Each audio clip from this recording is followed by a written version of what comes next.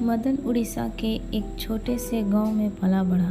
पढ़ लिख कर वह एक अच्छी सी नौकरी करने लगा। नौकरी में लगातार हुई प्रमोशन से उसे खूब तरक्की और शोहरत की प्राप्ति हुई। वह अब शहर में रहने लगा। वहाँ मदन को 11वीं मंजिल पर एक आलीशान फ्लैट कंपनी के द्वारा मिला।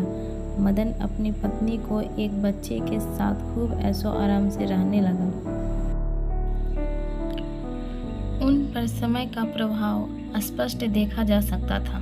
हाथ पैर काबू से बाहर हो गए थे, अर्थात न चाहते हुए भी हाथ पैर हिलना, धुंधला दिखाई आदि। मदन के पिताजी और वह उनकी पत्नी के कार्यस्थल पर जाने के बाद अपने पोते के साथ फ्लैट में दिन भर रहते और दोनों खूब बातें करते। अपने पोते को बढ़िया बढ़िया कहानी, रामायण, महाभारत और बुद्धिवर्धक कहानियाँ सुनाते।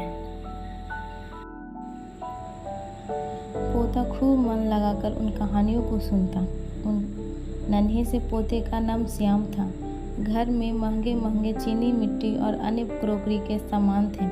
एक दिन की बात है, दादाजी को क्रोकरी के बर्तन में खाने को मिला। उनका हाथ काबू में न रहने के कारण हाथ हिलकर क्रोकरी गिरकर टूट गई। इस पर मदन की पत्नी ने बाजार से एक लकड़ी का बर्तन सेट ले आई, जिसमें थाली, कटोरा आदि शामिल था। अब दादाजी को नित्य प्रतिदिन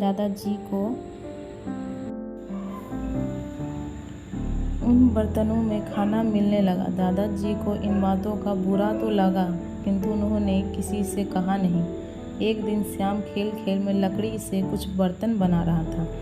इस पर मदन और उनकी पत्नी यानी कि श्याम की मम्मी पापा ने डांट लगाई और कारण पूछा कि यह क्या कर रहे हो। श्याम ने बालोचित उत्तर दिया, मैं लकड़ी के कटोरे और बर्तन बना रहा हूँ। इन पर श्याम के मम्मी पापा ने पूछा कि इसकी क्या आवश्यकता है, इसे क्यों बना रहे हो। श्याम ने जवाब दिया कि जब आप बूढ़े होंगे तो आपको इस बर्तन की ज़रूरत पड़ेगी, इसीलिए बना रहा हूँ। अब मदन और उनकी पत्नी को अपनी गलती पर पछतावा हुआ। दोनों पति पत्नी ने पिताजी से पैर छूकर क्षमा याचना की। बड़े लोग स्वभाव के सरल होते हैं, अतः उन्हें माफ़ी मिलने में देरी नहीं होती।